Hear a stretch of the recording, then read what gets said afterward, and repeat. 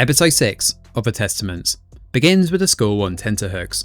Today is a day that the aunts decide on the best suitors for each of the girls. It's usually a toss-up between 2 or 3 men, then there's house visits and the weddings. Aunt Lydia gathers the other aunts and starts to look over the girls. She knows them well, including what they deeply desire. However, Lydia admits she's not quite sure what Agnes wants. The irony of an unmarried woman picking out husbands for these girls is not lost on her though. Now, flashbacks this episode jump back to see Lydia as an elementary school teacher. Lessons are constantly being cancelled, and interestingly her colleague here is Vivian, aka Aunt Vidala. Armed guards are outside the school and send Keith, the only male in the staff room, outside. There they shoot him dead.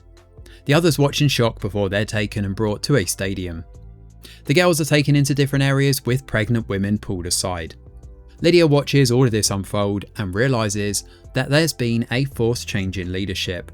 Everything has spiralled out of control very quickly. The black uniform soldiers publicly execute a bunch of women here. As people in the crowd are shocked and look set to try and escape, Lydia realises her best option is to hunker down and wait. In the present, the aunts discuss the best matchups, with Lydia and Vidala butting heads over Becca's matchup with Commander Maddox. This is the guy, if you'll remember, who gave her alcohol at the ball last episode, and Lydia is loath to match them up. For now, Lydia dismisses her and brings Vidala in to check on Hulda and make sure she's become a woman. However, the other focus of the plums right now is Becca's fate. Shu is quick to bring up how her friends put themselves in jeopardy to save her reputation.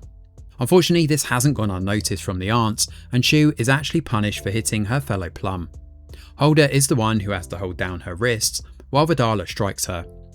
Lydia ends up seeing this from outside the classroom, likening these girls to cooking a steak. She reflects back on the time at the stadium here, where she worked hard to keep her mental state intact. Vivian praises Lydia for being a good teacher, and the pair are actually on good terms. However, in the morning, she finds that Vivian is gone. Lydia realises at this point that having friends in Gilead will only lead to pain and suffering. She's tried to pass this lesson on to her handmaids and now her plum girls, but that's easier said than done. Lydia is eventually taken by the soldiers, who lead her up to see Commander Judd. He's in charge of the women's sphere, deciding where she should be placed in the new order of Gilead. Lydia doesn't fight back, especially given her own abortion all those years ago could get her in a lot of trouble. Instead, she smooths over Judd's ego, telling him he's doing good work. Lydia is the one who suggests the idea of having aunts overseeing the girls. Back in the present, things aren't going too well for Judd. With Penny experiencing complications with her pregnancy and an inevitable miscarry that follows, he shows up at the school a bit of a mess. Vidala is quick to kiss his ass, but Lydia instead plays it well. With the Mayday offensive heating up, Judd takes some of the commanders off the table, knowing they won't be eligible this season. Meanwhile, Agnes speaks to Becca and admits she's in love with Garth. Agnes eventually speaks to Lydia and questions whether she may be matched up with Garth.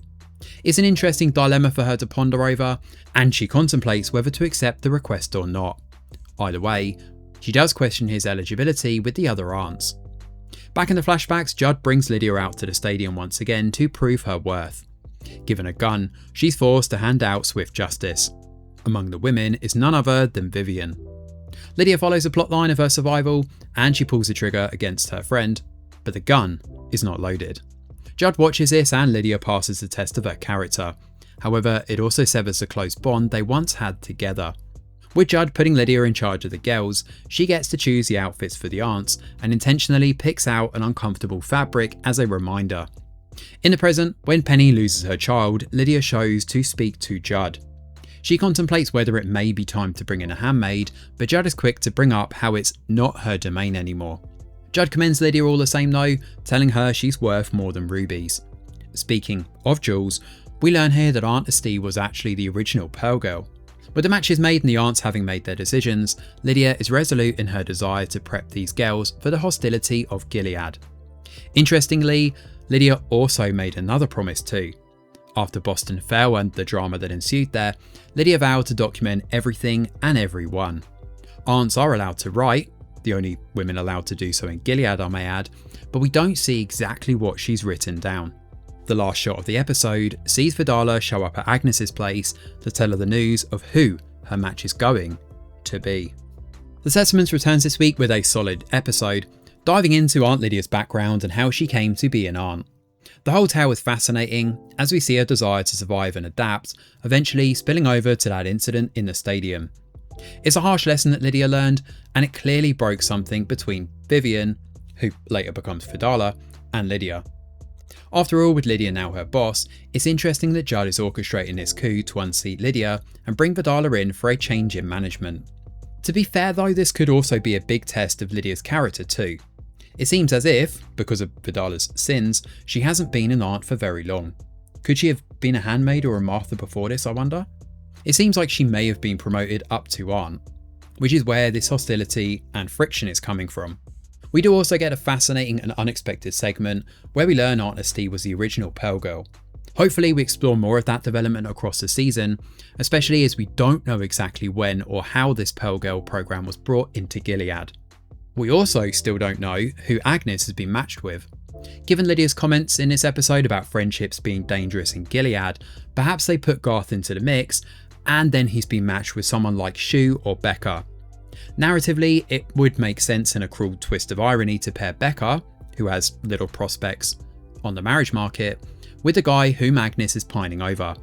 It would also lean into Lydia's lessons about friendships being bad in Gilead, and almost teaching Agnes a lesson as a result. Out of all the episodes this season though, this is the one that feels most closely aligned to those early seasons of The Handmaid's Tale. Hopefully we'll get more chapters like this because it feels like the show is just starting to hit its stride. Roll on next week. Thanks for watching, and do let us know your thoughts in the comments below.